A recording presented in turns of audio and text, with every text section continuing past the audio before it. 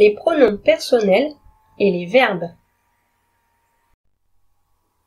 Les pronoms personnels sont des petits mots qui permettent de désigner le sujet, c'est-à-dire qui parle, qui fait l'action. En français, il en existe 6. Voici les pronoms personnels en français. 3 personnes au singulier. Première personne, je. Deuxième personne, tu. Troisième personne, il, elle, on. Au pluriel, première personne du pluriel, nous. Deuxième personne du pluriel, vous. Troisième personne du pluriel, il, elle. Attention, on est égal à nous, mais il se conjugue comme il et elle. Maintenant le verbe. Le verbe est un mot qui exprime l'action, c'est-à-dire que fait le sujet dans la phrase. Le verbe s'accorde avec le sujet, par exemple un pronom personnel, et change en fonction du temps utilisé. Ici, nous verrons 2 verbes très importants en français. Il s'agit du verbe être et du verbe avoir. Voici comment conjuguer le verbe être au présent de l'indicatif.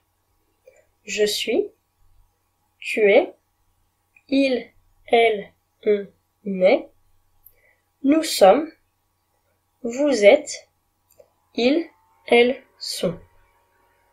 Par exemple, je suis contente.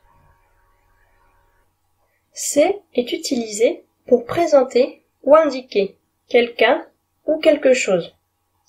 Par exemple, c'est l'été. Ici, voici la conjugaison du verbe avoir au présent de l'indicatif.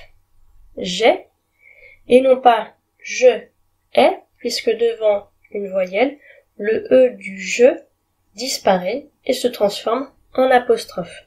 J'ai. Tu as.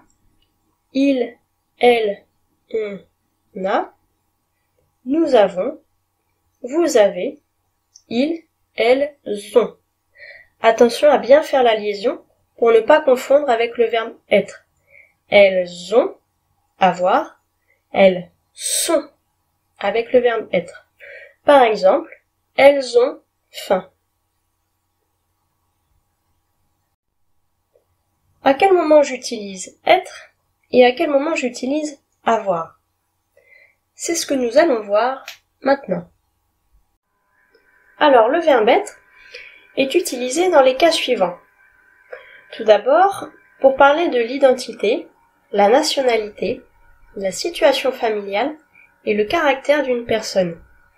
Tout ce qui tourne autour de la description de quelqu'un. Par exemple, je suis Mélanie, je suis italienne et je suis mariée. Je suis calme. Le verbe être permet également de décrire un lien familial. Par exemple, Paul est mon frère. Avec le verbe être, je peux également indiquer l'endroit où je me situe. Par exemple, je suis à la poste. Le verbe être permet aussi de parler de l'état physique et psychologique d'une personne. Tu es malade, elle est belle. Toujours avec le verbe être, je vais l'utiliser pour parler des sentiments. Par exemple, je suis amoureux. Le verbe être permet également de parler de sa situation professionnelle. Nous sommes salariés. Vous êtes journaliste. Avec le verbe être, j'indique également la date et l'heure. On est le 21 juillet, il est 17 h. Enfin, je vais utiliser le verbe être pour parler de ma situation par rapport à un rendez-vous. Par exemple, tu es en retard. Maintenant, voyons pour le verbe avoir.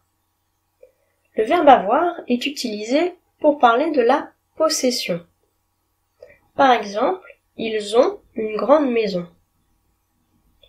Le verbe avoir est aussi utilisé pour parler de la famille et des amis. J'ai une sœur. J'ai des amis. Le verbe avoir est aussi utilisé pour parler de l'âge. Il a 25 ans. On utilise avoir également pour parler des sensations. Attention à ne pas confondre avec les sentiments. Par exemple, il a peur. Nous avons faim. Le verbe avoir est utilisé aussi pour indiquer un rendez-vous ou une activité. Par exemple, on a danse à 19h le vendredi. Enfin, le verbe avoir est utilisé pour exprimer une situation par rapport à un rendez-vous. Par exemple, ils ont 10 minutes d'avance. Tu as 1 heure de retard. Attention, bien faire la différence avec le verbe être. Avec le verbe être, je dirais ils sont en avance. Tu es en retard. Pour vous entraîner à utiliser être et avoir, vous trouverez des exercices dans les commentaires en cliquant sur les liens. À bientôt dans une prochaine vidéo d'Atlas Être et Savoir.